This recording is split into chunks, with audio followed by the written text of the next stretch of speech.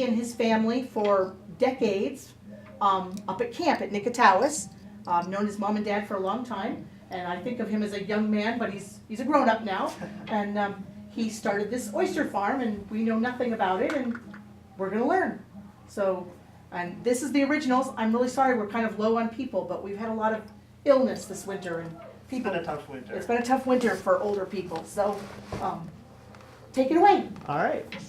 So here's a picture of probably a little bit less than 1/2 of my oyster farm right now. And so this is a long line about 133 feet, 4 feet wide. And in each one of those cages, there's many oysters. If they're starting out, really just about the size of a thumbnail or pinky nail, probably. Really? And then I'll grow them out to the size you would see at a fish market or at a nice restaurant. This is up in West Bath, Maine, in a little cove called Back Cove. It's about halfway down the New Meadows River, and it's been traditionally a really great place for clamming, just upstream of this picture right here. And then no one's really fished this spot before. So when I went into oyster farming, I was looking to use an area of ocean that people haven't really used for other things. This is not good lobstering. It's soft mud on the bottom. So it's finding a way to grow stuff where things hadn't really been grown before. Is that a tidal river? It's a tidal river. So so like a lot of that part of the coast, a lot of things that get called rivers are just narrow bays. So the New Meadows River doesn't have much fresh water coming into it at all. It's actually a little bit saltier than open sea salt water because in the summer there's so much evaporation that it builds up the salt a little bit in there. And these are cylindrical containers. What are these? I mean, So I'll have some more pictures further in, but these are what are called an oyster ranch, and it's looks like a sort of flattened lobster trap on pontoons, and I'll show you a little bit more. We're going to zoom in on them kind of. So this is looking down the line. So I have 2 of these. It's about each one is 400 square feet, so I guess they have 3 feet wide, not 4 feet wide. And all in all, I have about 110,000 oysters out there right now. Whoa. And we'll talk a little bit about it later if we have time, but I also have now 80,000 clams. Oh. So this is another view of the cages. This is them upside down. So you can see that back, I'll go back one. They're pontoons that keep them on the top of the water, and you can also flip the cages over so they sit on top of the pontoons. And we'll get to why that's important later on. But it gives you a better idea of what the cages look like in full. And that's a close-up view of the cage. So 2 pontoons, a cage that hangs below it, and then each one of those cages holds 4 of these bags. And that's what we keep the oysters in. Now I start out with the tiny oysters in this small mesh. And that keeps them contained, keeps predators out. Unfortunately, they get pretty dirty as they grow. So as they get bigger, you switch to larger meshes, and that lets more water get through, because the oysters, you don't feed oysters. They're just eating the plankton that's naturally in the water. And over the years, because there's so much agricultural or other fertilizer runoff from lawns or whatnot, that we've put so much more nutrients in the water, and that means there's been so much more plankton. So there's more food for these animals to eat than there ever has been. And so what we're doing by oyster farming is just really creating new habitat. We don't have to feed them. They're just naturally taking what's in the water, what's really in the water in an overabundance right now. Here's sort of a cross-section of the farm, and there's many more cages on a line than that. It's sort of a truncated view of it. So we've got our oyster cages up here, floating a pontoon, and then a cage hanging below.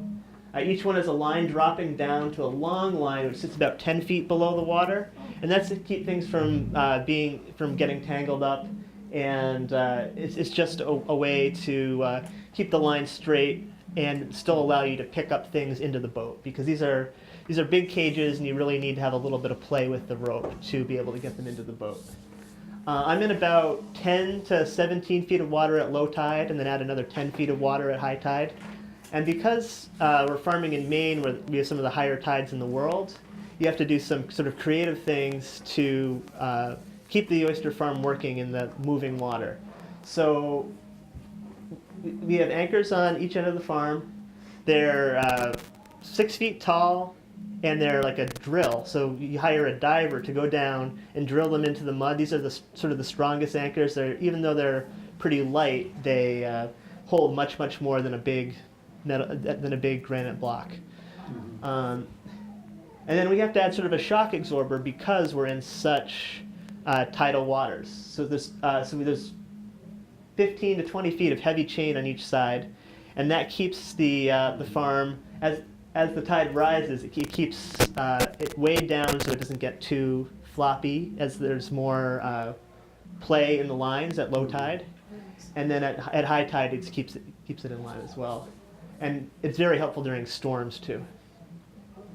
And then this is just thick lobstering rope, so about 1/2-inch rope, and that sinks so it keeps out of the way of boats above.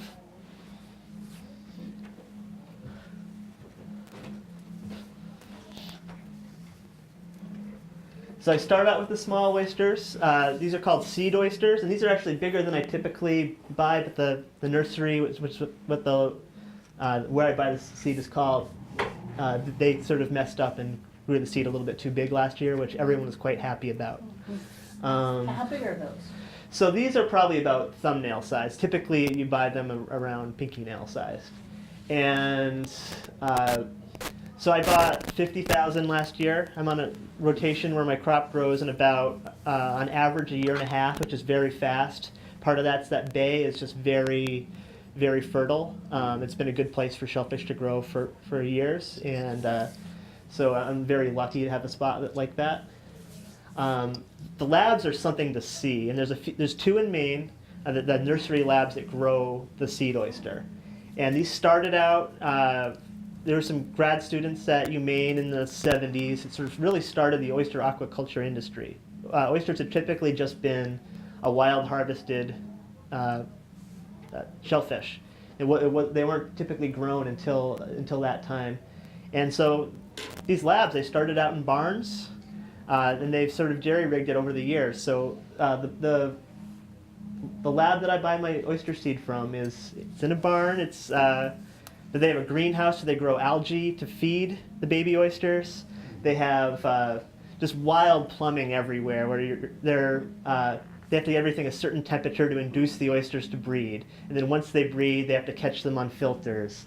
And it's 3 stories, and everything just sort of thrown together by trial and error. And it's just really a neat operation. If you ever have a chance to take a tour at Muscongas Bay Aquaculture up in Bremen, Maine. Very, very interesting place. And they produce really nice seed.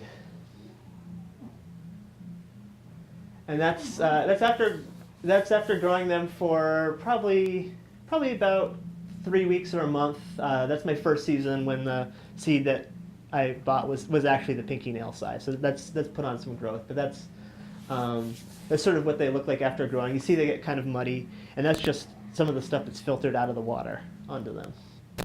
You can also see a view of an empty cage up here, sort of over the gunnel of my boat, and more of the cages sort of flipped upside down here.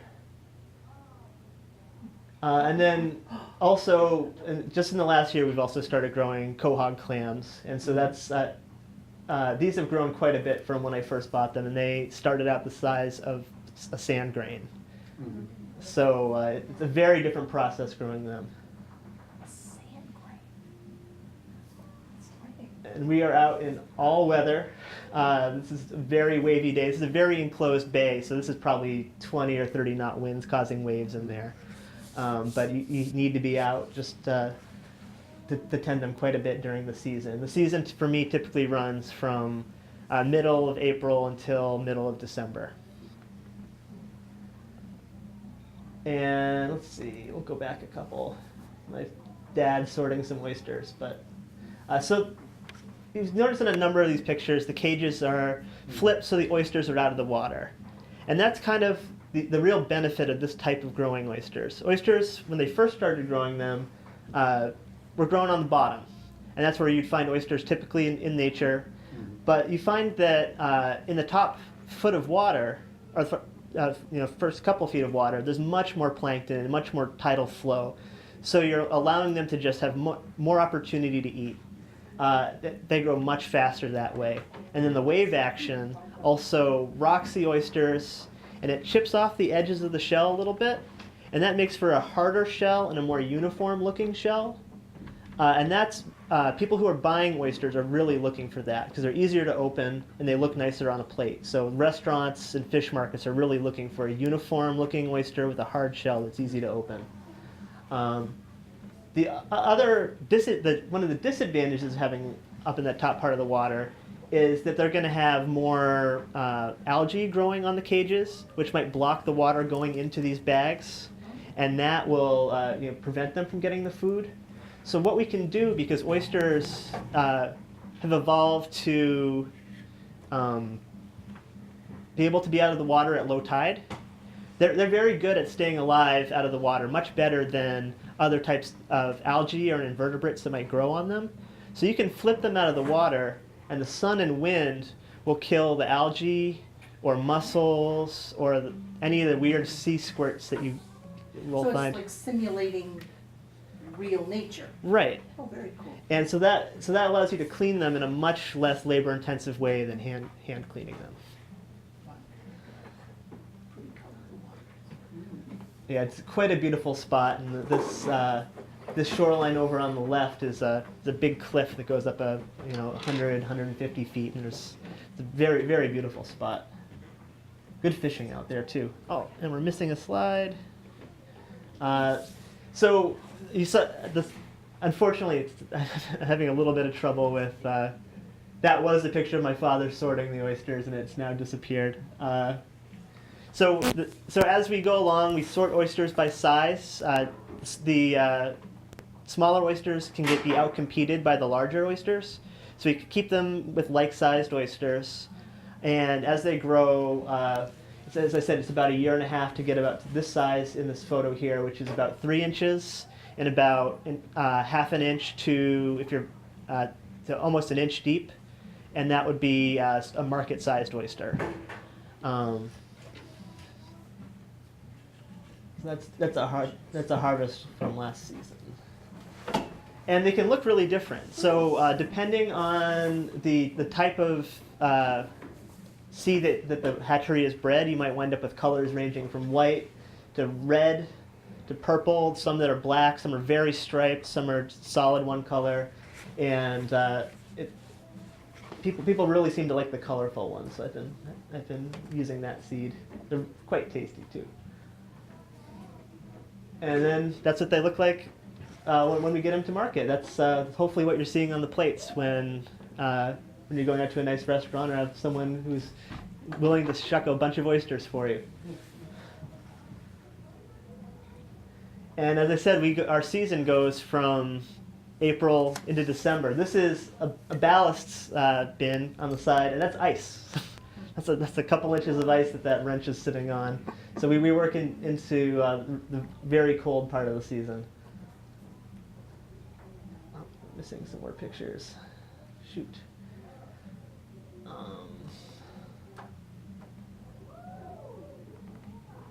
And then there's one of the nice benefits. You really get to be out in a lot of beautiful weather. There's my boat. I'm paddling out to my mooring, getting ready for my day of work, and that's the thing that will greet you first thing in the morning.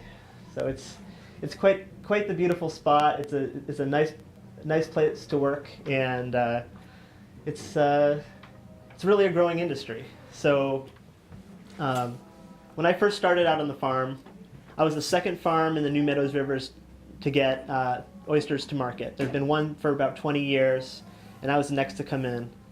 4 years later, there's over 10 farms, some of which are still on their way to market. They've got a little bit of time to go, but it's really growing there. In the state, the industry has grown. The state has leased out 4 times as many acres as they have in the past just in the last year. So it's really growing fast, and people are starting to grow other species as well. Like I said, I'm starting to grow little neck clams, and that's done in a really different way. I'm sinking them to the bottom in these same bags, and they sink into the mud. So I'm using the same footprint that I've leased from the state, but just another level of the water column. And that's kind of a new way of growing things. Little neck clams are grown in other parts of the East Coast, but it's in places that aren't really compatible with aquaculture in Maine, because the mudflats in Maine are commons. So anyone has a right to dig clams in those places. And so to have an aquaculture operation there would be excluding people who normally use it. So this is a different way to do it that doesn't take away any of the traditional fishery. There's also new ways of growing scallops. And then one of the professors at UMaine Cooperative Extension who's really helped get the aquaculture industry in Maine started. I got a grant to go to Japan last year with a few farmers. And they have started bringing back a technique where you hang scallops side by side on a rope down through the water column in deep water. It's called ear hanging. And what you need to do is you drill a hole in the side of the scallop shell, and you put a little plastic pick through it, and you put that through the rope. And there's scallops hanging on either side all the way down through 20, 30 feet of water. And it's typically how scallops are grown in Asia. So it's been done for quite a while in Japan and Korea, and it's just coming back to Maine through this project at UMaine. So it's very exciting, and Maine is the first place in the U.S. this is being done. That seems very labor intensive. It's very labor intensive, and in Japan they've got a number of specialized machines that you can put on a boat to do a lot of the work, but so they brought back the first two of these machines to the U.S. There are people growing kelp now for food, and it's very nutritious. It's a big leap to get people to buy kelp. I've had it. I think it's delicious when it's done right, but you really have to experiment to figure out how to cook with kelp. But that's another growing industry. And people are starting to try sea urchins and razor clams and all sorts of things that are edible in the ocean. So it's really a growing industry in the state of Maine, and Maine has really been a leader. So it's very, very exciting to be a part of it. So you lease water from the state of Maine? I lease water from the state of Maine. So any water, any ocean water that doesn't drain to mud at low tide are state waters. And state waters are owned by the state. Doesn't matter what town you're in. It's controlled by the state. So the state will lease either on a yearly basis, a 3-year basis, or a 10-year basis for oyster farms or any sort of aquaculture. And so what I use are called limited purposes aquaculture leases, and these are just every year. They're only 400 square feet each, but they're very inexpensive. They let you experiment and try different techniques on them. To go to a larger lease, you need to have several years worth of hearings, town meetings, planning, and it's quite expensive. You do have a little bit more security with it because you don't have to renew it every year. But the state's sort of figuring out what to do. But the state does control those waters out to 3 miles, and then that's yeah. So how did you get started doing this, Jordan? So I went to I studied biology in college, and after college worked in wildlife biology and ecology for Fish and Wildlife Service and Maine Audubon state parks, things like that. And I bounced around between different agencies and nonprofits for about 10 years doing different types of ecology work. But I'd also worked in greenhouses as a gardener. I'd worked in food as a cook. So it seemed like a good mix of food, agriculture, and science. So it was really kind of mixed a bunch of my interests. And I'd been around little boats my whole life, but I had no background in marine in commercial fishing, and it seemed like a really exciting way to learn a lot of new things. I like to dive in and pick up new skills, so it was very exciting to have to learn something from the ground up. And it seemed like a way I could work for myself, work on the water. really, when I was working for U.S. Fish and Wildlife in Montana, and I just missed being by the ocean. I just knew I had to get back to Maine and find a way to work on the ocean. So Now, where do you market your oysters? I sell my oysters a few different ways. There's a few seafood dealers that are based in Portland that I sell to. That's the bulk of my volume goes through them. But I sell directly to some restaurants that need to have a special permit to buy directly from growers. I also used to run a farm stand CSA where people would buy a certain number of oysters for the season. And they'd come to my house and pick them up every week. So that was kind of fun, but it is very time consuming, and everything on the farm is very time consuming. So I've dialed that back for now. Hopefully we'll start up doing that again. So that's mostly how I sell my oysters. I certainly can sell some to friends and family and people anyone who's interested. I'm allowed to sell directly from my home or off the boat as a harvester. But those dealers in Portland have a good regional range, so they're starting to show up as far away as Connecticut, New York, so around there. So. How many years did you say you've been doing this? 4? I'm starting my 5th season, so though it took while working other jobs several years of planning and learning before I was really. So I could add a couple other seasons on there if I wanted to. Now, what kind of permission, what do I want to say, in order to, do you have to go through some quality control?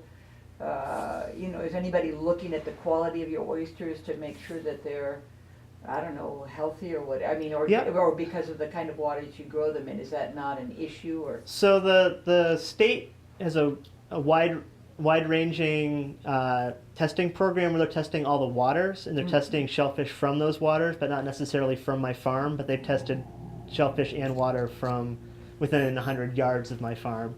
So, and they're doing that on a several times a week basis. And so even just the slightest change in some of the algae that cause red tides, they'll close the fishery preemptively.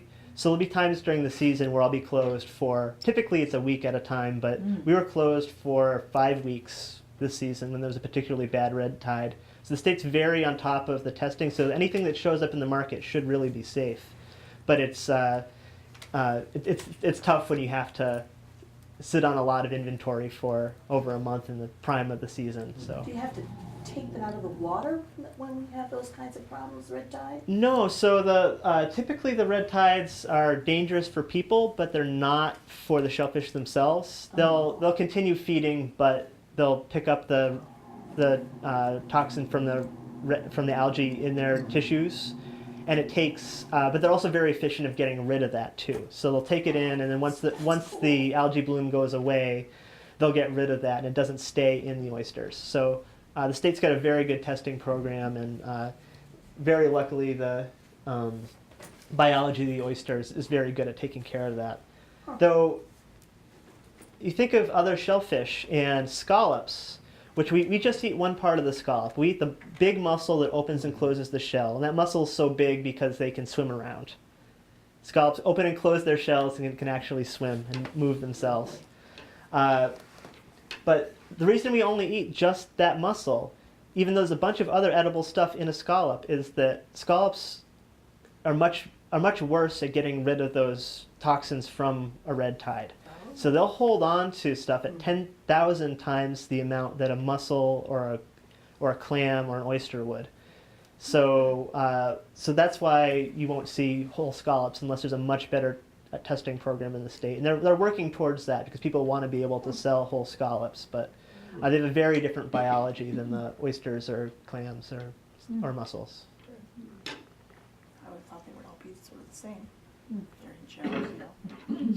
You said you had about 100,000 oysters, is that what you? Yeah, so right now I have at the peak of my season, when I have some left over from the prior season and I get my new seed in, it's been around 110,000 oysters on the farm at a time. I have less now because I've sold so many since I got the new seed, but I'm due to double the size of my farm this coming year. I've got permits for that, so. It's a fairly intensive way to grow them like this. When they're grown on the bottom, they just scatter them on the bottom, and they'll trawl them up, which has its pluses and minuses. It's much less labor intensive. It's sort of cheaper to do, but you lose many more oysters to predators or just lost in the mud. You're not going to get everything with a trawl. And they also kind of, they're likely to pick up certain types of pests, like things like sponges that will make the shells soft. There's a few different downsides to it. But you can do a much bigger farm much more cheaply that way. And that's typically how it has been done. The largest farms in Maine, oysters are grown on the bottom. And they'll put down millions at a time, but they're not going to necessarily retrieve that. They will lose, up to half of them.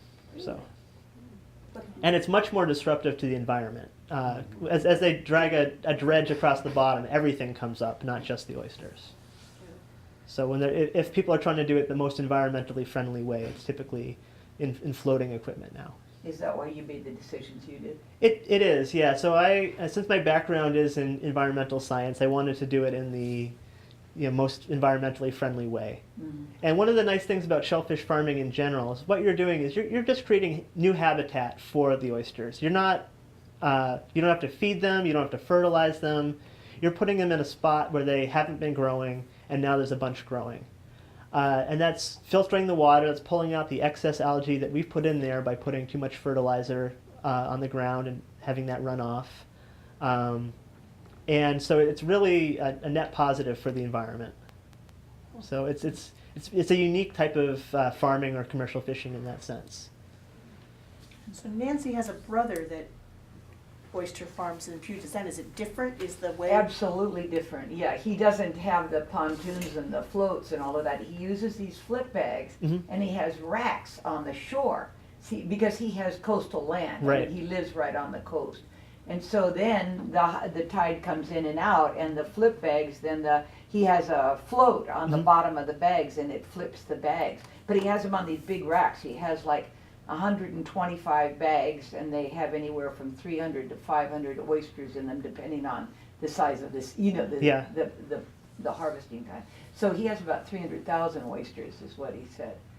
But he does them in these bags, and I mean, I've worked with him. We cull through those bags, and we get the big ones out from the small ones, and but it's a whole different thing because you're doing it all from land. You're doing it on low tide. And part of that's different in Maine is the coastal ownership is so different, and so much of the coast is a commons. Mm-hmm. So, if you have a clam permit from a town, you can go to any part. Doesn't matter whose house it's in front of. You can dig clams there, so long as it's because that's typically town controlled. Mm-hmm. It varies from town to town in Maine, which is kind of unusual, but there's a long tradition of people shellfishing without regard to who owns the upland. So it's a very different system that way. Mm-hmm. Though there is someone doing that type of farming. It's actually the town of Brunswick. The town of Brunswick shellfish officer is doing flip bag oyster farming right near one of the town landings in Brunswick. Oh. And if you need a name, that's Dan Devereaux. Okay.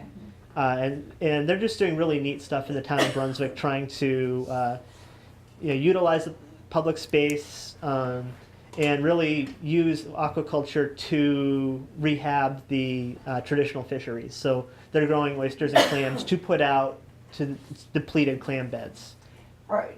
Because of the coastal ownership being different, you're saying most people, it's a town that's doing that as opposed to private individuals because the land is not privately owned. Is that what I understand you to be saying? It depends on the town. So typically, in many places, towns control who's allowed to use the tidal waters for clamming in particular. So anything that fully empties out. And it's not the landowner adjacent to that. Oh. Okay. And so putting any infrastructure there that's not somehow publicly owned might cause some uproar, because taking away a public resource for a private use. Gain, yes. So. Yeah. very very different than I know in Rhode Island they use some similar things, and I think that the public ownership is very different there. So. What kind of monetary outlet or output did you have when you first started? I mean, this must have been quite an investment for you. Is that true? It was for me, though, in the grand scheme of starting a business. I think it was less expensive, but Did you already have the boat? I did not have a boat, so the boat was I think $7,000. It was in some pretty rough shape. I put a lot of work into it. And then each one of those cages is a little over $100, but I only have 44 of those cages. It's a lot of money for me, but in terms of, it's not buying a storefront or it's not, I was just at a conference in St. Louis about new types of farming, and there was the biggest trouble with people who want to get into traditional land-based farming is the cost of land. And it's so much more accessible to be able to lease a little bit of ocean and buy all this equipment than a mortgage on a piece of land. So it was a more affordable way to get into farming for me, even though it was a lot of money for me to put up at the beginning. It was my whole savings, but. And how long then? It was a good year and a half before you began to see some profit because of the growth. Yep, and it was not my full-time job at that point. I had to keep another full-time job work all my free hours on the farm. And about 2 years ago, it became my full-time job, and it's making sort of a teacher salary, which is really good for this to start out. So and you're doing something you love. I'm doing something I love, and it's in a beautiful place. Yeah. So do you go out on the water every day? I'm out 4 to 6 days a week, depending on what needs to be done. If it's 4 days, it's 4 really long days, but it's it can really vary. I mean, there are times when you just kind of have to wait, and there's nothing you can do, and there are times you're out there from as soon as it's light to, when it's just after dark in the middle of summer after 9, and yeah, that's true. It's it really varies depending on what's happening. Though the more I do it, the more little tricks I figure out. I figured out with those cages that if I can put something that just shades off the top, it really save a lot of time in terms of cleaning anything, because no algae will grow on it in the shade.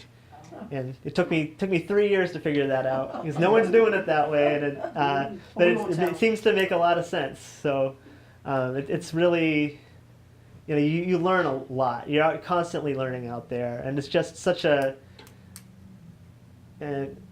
it's just so wonderful being out there and seeing all the wildlife. I mean, the interesting things I've seen out there's eagles and osprey out every day. There's 2 weeks every year where the water is just, every square foot has a jellyfish. Oh. And sturgeon and sharks are coming through and eating the jellyfish. This past year, and this is the first year this has happened, the pogies and herrings were up the river in the millions. And so looking off of my boat, just 300 yards across was a big gyre of herring. Oh, wow. And just the water was solid herring, and the seals were coming in, and the herring all come up to the surface and look at you as they're coming in, and then before they dive under the boat. So you just see just wonderful things while you're out there. Are there any you have trouble with predators in these things, like seals biting them? And No, once they're in the cage, they're pretty hard to get at. I mean, even it's pretty hard to get at for me. Each one of these has several pins holding it, and these are like a giant safety pin. Oh, yeah. And you do this a few hundred times a day, and your hands are just a claw. And I mean, in other parts of the country too, people have had trouble with people stealing oysters. But with this type of gear, it's just so hard to get into. The cages are so heavy once they're full, and so tricky to get into that people haven't really run into that so far here. But Oh, that's nice. So to get into your cages, you flip them. You flip the cage to the top, then can you stand on the cage? No, so the cage is roughly 3 by 4, and you probably could float on the cage even with it full, but you wouldn't really.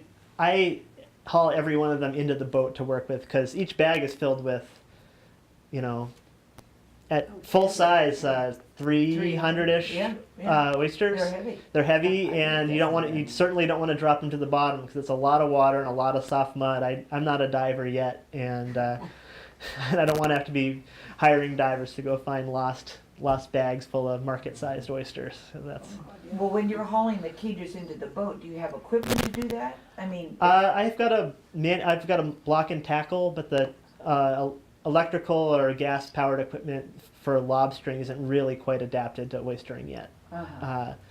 But you find ways to lift that aren't so taxing. Like I'll prop one pontoon up and then slide it in, as opposed to never lift anything I don't have to. Always slide and Right, yeah. lever and things like that. And so then you sort them, I mean, you do what my brother does, which is we sort them by size and then re-bag them depending on their size, or do they tend to grow quite, consistently the same size in the way that you're doing it? There's quite a bit of variability. I wish I had the picture, but there's. I took a picture 2 years ago of oysters that were both about 4 months old. One was, a centimeter and a half, and one was almost that big, flat. So not really sellable yet, because you have to wait until they deepen up to be marketable. But so we sort them by size, or I say we a lot. My family come out and help, but it's typically just me out there.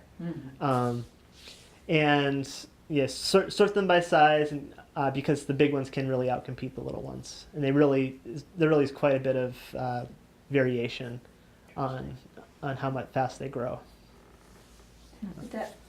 Why is that? Is that because, why is that?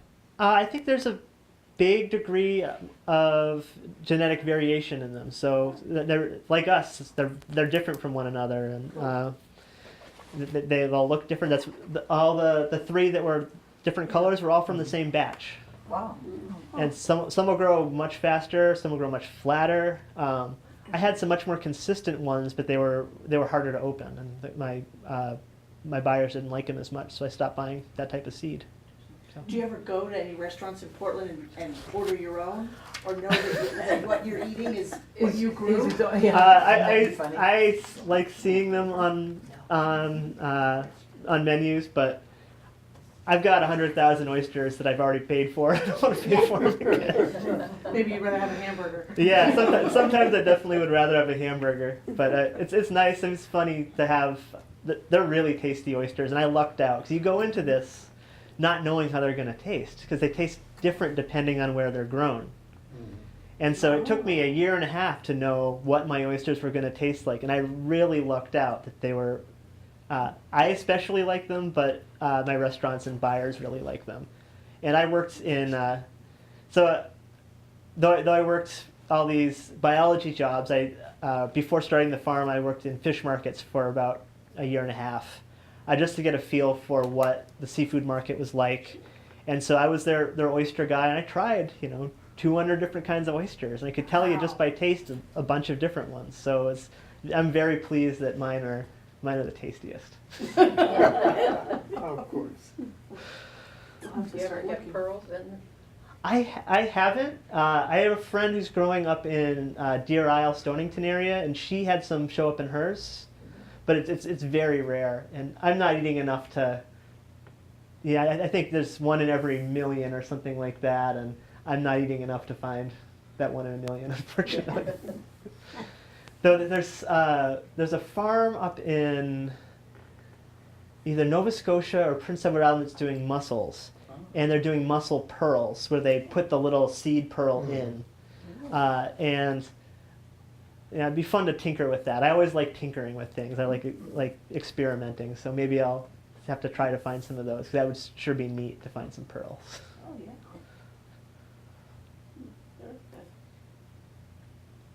Any other questions? That was wonderful, Jordan. Thank you so much. Well, thank you for having me. Very good. Thank you for coming all the way. We'll have to go out for lunch and have, I don't know. I like fried oysters and oyster stew. Just like I love